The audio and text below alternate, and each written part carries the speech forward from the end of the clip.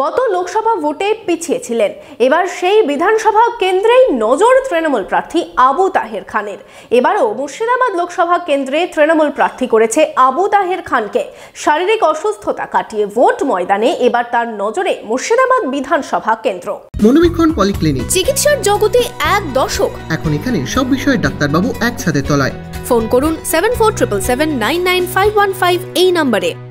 3.5 মাস কোমায় ছিলাম, একটা হাতের আঙুলও নড়েনি, এখন হাঁটার মতো অবস্থায় এসেছি। এর থেকে বড় পাওনা কি হতে পারে?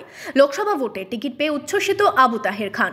গত 2019-এ মুর্শিদাবাদ লোকসভা আসনে তৃণমূলের প্রতীকে লড়াই করে সাংসদ হন আবু তাহের খান। এর মাঝেই গত 2023-এরই 19 এপ্রিল নিজের বাড়িতে হঠাৎ অসুস্থ হয়ে পড়েন আবু তাহের খান। রাতেই ভর্তি করানো হয় মল্লিক বাজারের একটি বেসরকারি হাসপাতালে। দীর্ঘ চিকিৎসার পর গত জুলাইয়ের মাঝামাঝি একবার নওদার বাড়িতে ফিরেছিলেন। এরপর আস্তে আস্তে সুস্থ হয়ে উঠছেন আবু তাহের খান। এখনও নিজের পায়ে সেইভাবে চলাফেরা করতে পারেন না। দল তাকে প্রার্থী করবে কিনা তা নিয়ে সংশয় ছিল, তবে গতকালই তৃণমূল নেতৃত্ব ফের তার নামেই শিলমোহর দিয়েছে। সোমবার তাকে দেখা গেল বহরমপুরের জেলা তৃণমূল কার্যালয়ে। তিনি জানালেন, এখন হাঁটার মতো অবস্থায় এসেছি, এর থেকে বড় পাওনা কি হতে পারে? ভরসা আমাদের আছে।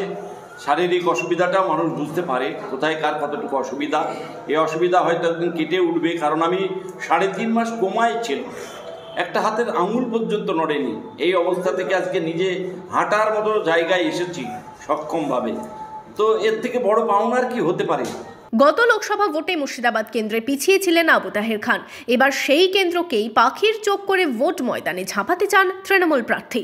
যে এবারে আমরা এমন একটা চ্যালেঞ্জ নিতে চাইছি যে মুর্শিদাবাদ, যেখানে আমাদের প্রার্থী শাওনি সিংহ রায় তৃণমূলের প্রার্থী হেরেছিল, আমরা চাইছি সেই সিটেই এবার বিজেপির প্রার্থীকে হারিয়ে ওই সিট থেকেই এবার আমরা জিততে চাই, এবং সেই মানসিকতা নিয়ে আমরা ঝাঁপিয়ে পড়েছি।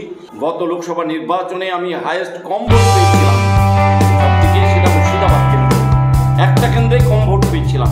এবার সেই মুর্শিদাবাদ